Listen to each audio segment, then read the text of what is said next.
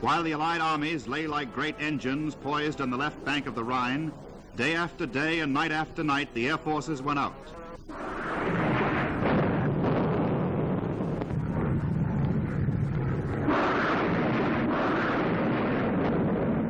Rocket-firing Typhoons attacked German marshalling yards, command posts, rolling stock, and troop dispositions. The onslaught reached heights of fury never equaled even in Normandy.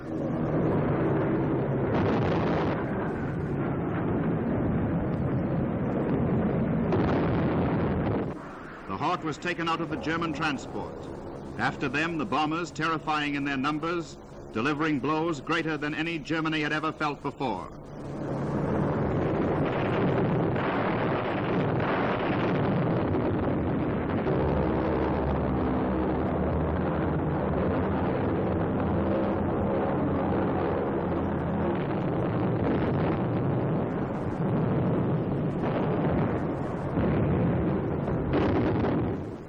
This was the city of Würzburg. Remember Coventry, remember Rotterdam, remember Warsaw. The full horror of war returns to Germany.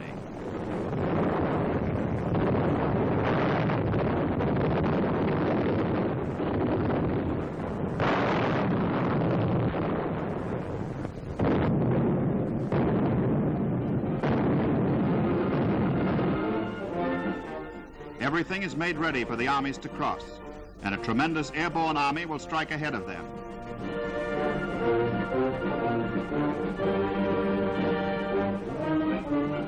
Into their gliders they load jeeps and guns, field pieces and munitions, whole regiments of equipment, for the airborne army may have to be self-sufficient for days until it is relieved.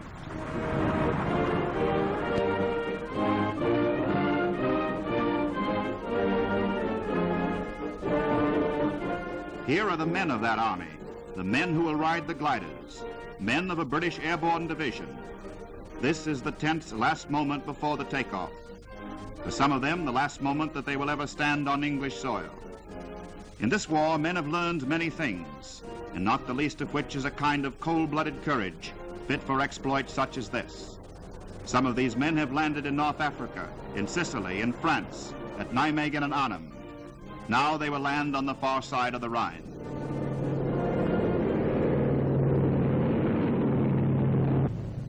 They are on their way.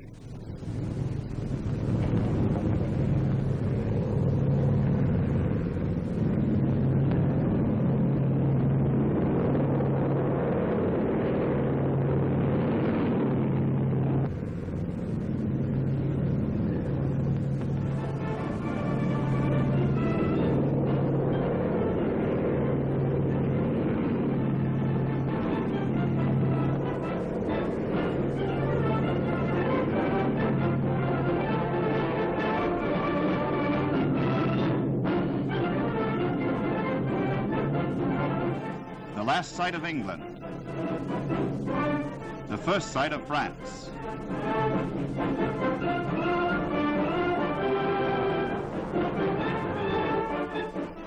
Paratroops. These are Americans on an airstrip somewhere in France. They too are going in on the great operation. The scale of this undertaking staggers the imagination, and yet all of it moves like some gigantic clockwork. Everything in its place at its proper time. But one plane cannot make it with its tremendous load.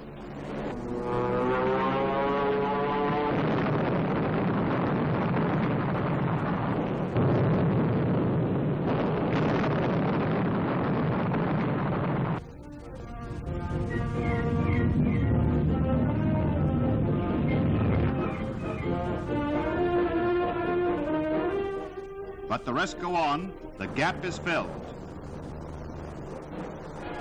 They fly through the smoke of the still burning wreck. Over and over again, the planes go out.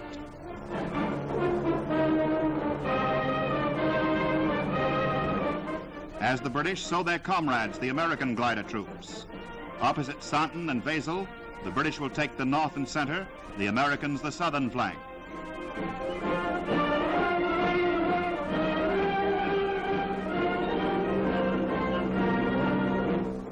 Here, for the first time in a combat operation, the experiment is being made of each plane towing not one, but two gliders.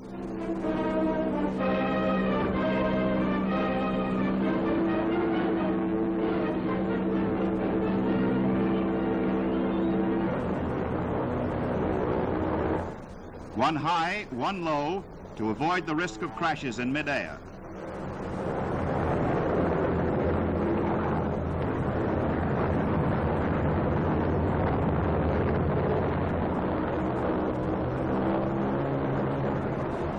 In the paratroop planes, the men are waiting for the jump.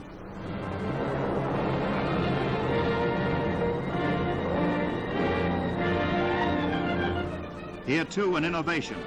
The men will go out both sides of the plane at once, and so land in tremendous force in just half the time it formerly took.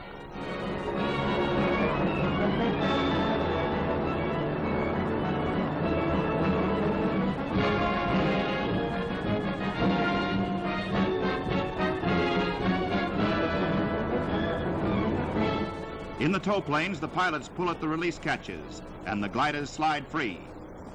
Down goes the artillery, down goes the transport, down goes the munition of this airborne army.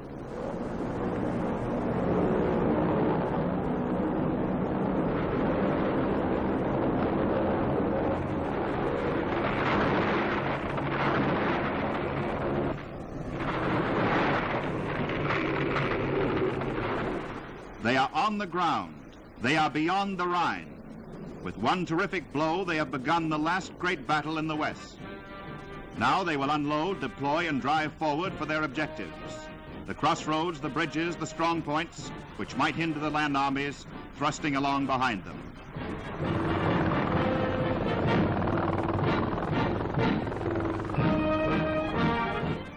Meanwhile, on the west bank of the great river, amphibious tanks of the British Second Army are crossing in a never-ending stream.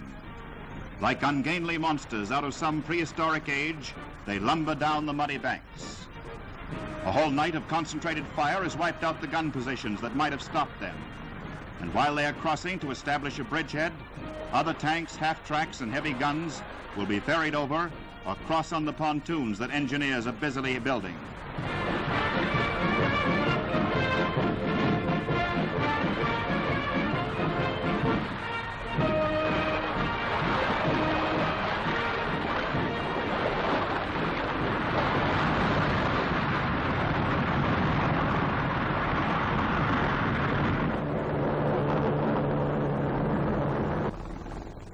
These are troops of General Simpson's 9th Army. This is part of the tremendous force that is breaking the German line in the West. Starting at 21 hours on the 23rd of March and continuing all through the night and following day, the reinforcements pour across. The enemy's river line is gone. His secondary positions are overrun. Into the broad Westphalian plain that stretches 260 miles to Berlin, the tanks and troops start driving forward. They have a rendezvous to keep with the Red Army, and they intend to be on time.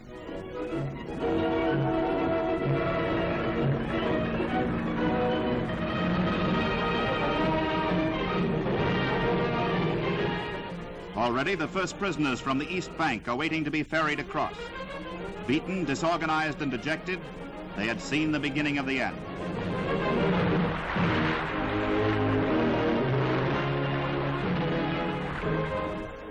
And whom do they encounter in midstream but the irrepressible Prime Minister, who has come to see for himself? With Field Marshal Montgomery and American generals of the 21st Army Group, Mr. Churchill crosses the Rhine and comes ashore. Pulling on his cigar in obvious satisfaction, he chats with a group of British Tommies. And though his aides try in vain to dissuade him, he insists on touring the ground from which German troops had been driven only a few hours before. Shell and mortar fire landed not 50 yards away.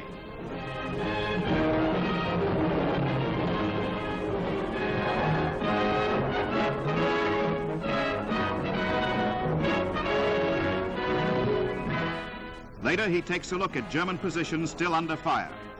With General Eisenhower, he watches the artisans of victory, who from east and west are driving the giant blows, speeding the hour the whole world has awaited for over 5 bitter years.